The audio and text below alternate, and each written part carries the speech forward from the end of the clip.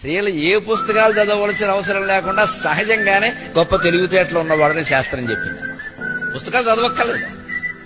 దూరం పెద్దగా చదివిన వాళ్ళు ఎవరు లేరు, మా అమ్మ సహా మా వదినలు సహా ఎవరు. కానీ బ్రహ్మాండమైన తెలివితేటలు బాబు.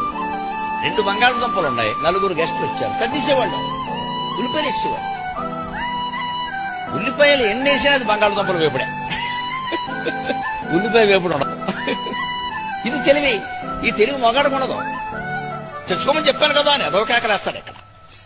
ఇప్పుడు ఒక మాట చెప్పకుండా సర్లేండి మీరు ఏదో పిలిచారు బాగుండదు ఏమన్నా అనుకుంటారు, ఉండమనం 10 నిమిషాలు ఉండమనం, మీరు ఏదో మధ్యాహ్నం పడుతూ ఉండండి, మాట్లాడుతూ ఉండండి, నేను చేస్తాను కదా అని భర్త పరువు కాపాడటం కోసం లోపలికి వెళ్ళి అందులో టమోటాలు కలిపిందో ఉల్లిపాయలు కలిపిందో ఏదో కలిపిందండి. మొత్తం మీద బంగాళదుంపలు వేపుడండి.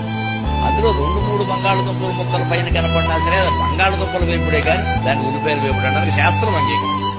ఉండవండి ఉల్లిపాయలు, అది స్థిరది.